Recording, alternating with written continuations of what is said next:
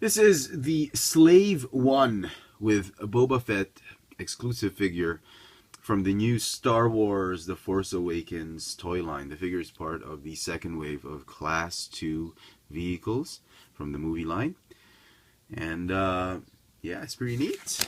Well, before we do that, let's show you the packaging. Very nice. It's like a G.I. Joe packaging now. I like the fact that Hasbro is going back to their roots, their strengths with G.I. Joe vehicles and figures. And this version of the Slave One, I think this is the third or fourth version of this particular vehicle, the Boba Fett's vehicle. And it's a smaller scaled Slave One, obviously, as you can see. And I like the fact that it's not too small. They didn't make it like a mini Slave One that would look like a toy for Boba Fett. It's like a G.I. Joe-ified scaled Slave One, because if the Slave One was in perfect scale with 3.75-inch figure, it would be 3 times this size of this vehicle, and it's just so cumbersome and ridiculous to really play with. This one, I think, is a better substitute. I think you get a lot of playability with this one. It's not too big. A kid can hold it in his hand or her hand. It's not too expensive. I mean, it's not a collectible thing. I mean, it's not a collector's item or a hardcore collector's vehicle set. It's great. It's a great toy. It's a great display piece, and it just fits in a good price range, and yeah, it looks very good. Let me just give you an idea of how scaled down this thing is. Here is a Bark Speeder, and as you can see, it's clearly 3 times smaller than its original size, or at least half the size of what it should be, because the Slave One is huge. Which is great. I'm so happy with this one. All right, let's talk about the figure first before talking about the vehicle. The figure that comes with it is a regular Saga Legends 5 points of articulation Boba Fett. It's available in the Armor series or in the single card, whatever. It's the same thing. He comes with a removable backpack, molded in cape.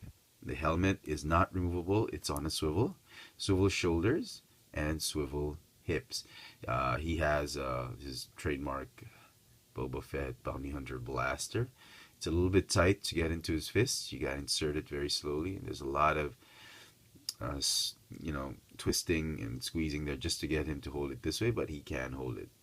It's made of a soft PVC material, that's why it's a little bit bent when he holds it.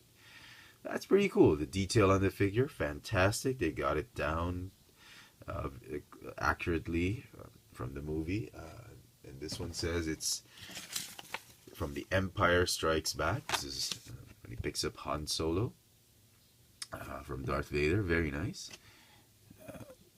There you go.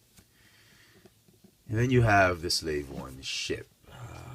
It's fully detailed. I think perfectly detailed. There's a lot of panels, even in the backs and the underside or the backside. They put the engines in, and yeah, it just looks really nice. As a play vehicle, it has some features. It has a rocket firing mechanism that shoots out a missile. It has rotating what is this, wings or flaps, which is very accurate to the bigger scaled one and to the movie. It has some rotating blasters and an opening canopy, which you can put Boba Fett in. So let me see if we can fit him in. I haven't actually tried fitting him in.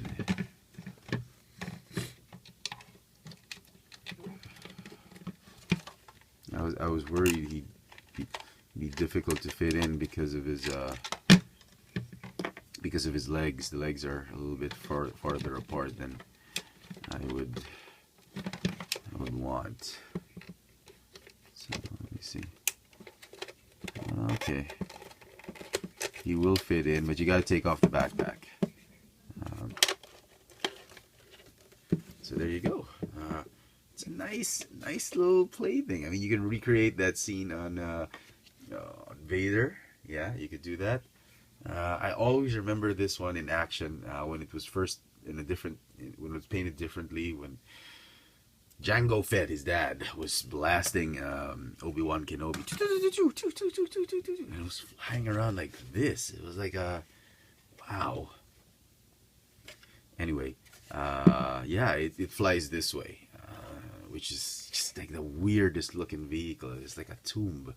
It's like an Egyptian sarcophagus that just flies like that. But very, very nice. Just very impressed with this one. The G.I. Joe-ified scaled Slave 1. Yeah.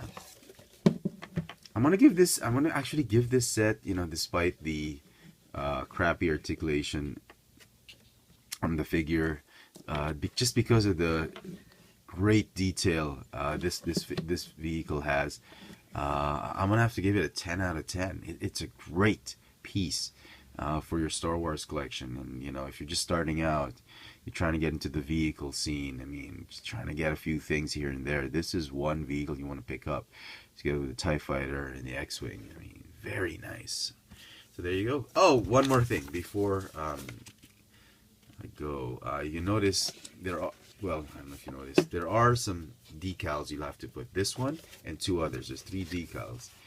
And just to point it out for those of you who are into these stickers things, the last 2 decals, says it looks like you're going to put it on the canopy. I think that's a typo. It's in the correct place, but right there. But it says that it looks as though you have to stick it onto the canopy. You don't. The position is correct, but they don't fully explain it. You'll have to stick it inside right there, and it is a pain. Just to get those things in. If you have big fingers like me, you'll have to stick them in. You might want to use some tweezers or something like that, but you have to stick it in there, and you don't put it in here. But other than that, it's great. Yeah, so there you go, folks. Hope you've enjoyed this little video review. This has been the Star Wars Slave 1 with Boba Fett from the new Star Wars The Force Awakens, or at least the toy line, or Star Wars The Empire Strikes Back. Thanks for watching.